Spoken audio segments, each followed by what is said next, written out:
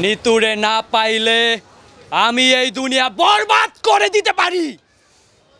আরে আয় চাঁদ মামা চিমটি দিয়া যা রে, কে ভালো কে রে মন্দ আমি চিনি না রে। তো শাকিব খানের পর যদি বাংলাদেশে কেউ সুপারস্টার হয় সেটা আমিই হব। সাইলেন্ট।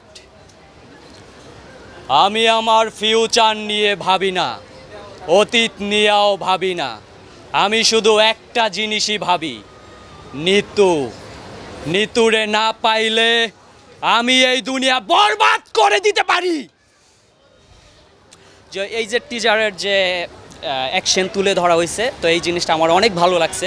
তা আমার ইচ্ছা যে আমি যদি ফিউচারে ভালো কিছু করি, তো শাকিব খানের পর যদি বাংলাদেশে কেউ সুপারস্টার হয় সেটা আমিই হব। আমি আসলে ওইভাবে নিজেকে তৈরি করি। নেক্সট সুপারস্টার আমি আসলে ওইভাবে তৈরি করতেছি নিজেকে, যেভাবে তৈরি করা দরকার। আমি নিজেকে আসলে ভাবি যে ভালো কিছু করব লাইফে। এখন নাটকে কাজ করা হয় টুকটাক, আর হচ্ছে গিয়ে এক কথায় বলা যায় যে ক্ষুদ্র আর্টিস্ট, বর্তমানে জুনিয়র আর্টিস্ট, কিন্তু আসলে স্বপ্নটা অনেক বড়। অনেকে বলছে যে আপনি যদি নেক্সট সুপারস্টার হন তাহলে অন্যরাও তো আছে, তারা কি করবে? আসলে আমার এখানে বলার যে তারা তাদের জায়গা থেকে চেষ্টা করবে, আমি আমার জায়গা থেকে চেষ্টা করে যাব। দুটো গানই ভালো লেগেছে। চাঁদ মামা গানটা তো অসাধারণ ছিল।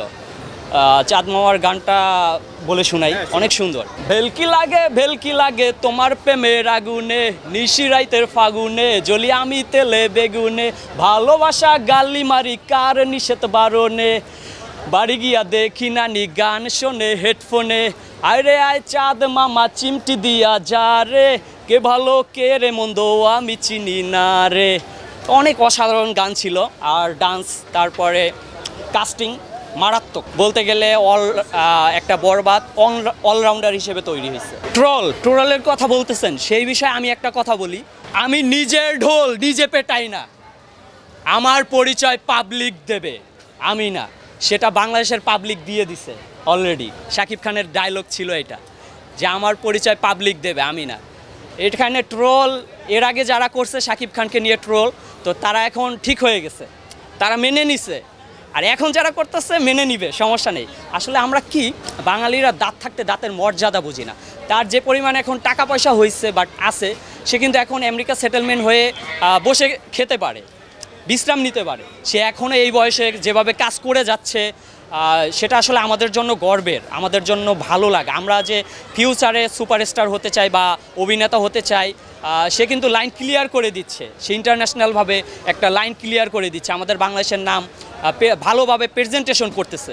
এটা আসলে আমাদের ভালো দিক বা আমাদের গর্বের। এখানে কাদা ছোড়াছুড়ি করা উচিত না শাকিব খানকে নিয়ে।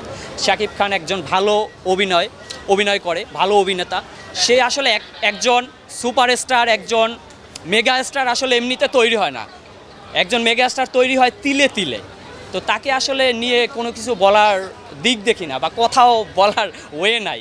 সবচেয়ে বাংলাদেশের ইন্ডাস্ট্রিতে, বাংলার ইন্ডাস্ট্রিতে সবচেয়ে তার অবদান বেশি। সে নিজেকে যেভাবে সময় দিয়েছে, নিজেকে যেভাবে তৈরি করছে, এখনও যেভাবে এগিয়ে নিতে চায়, এটা আসলে গর্বের আমাদের।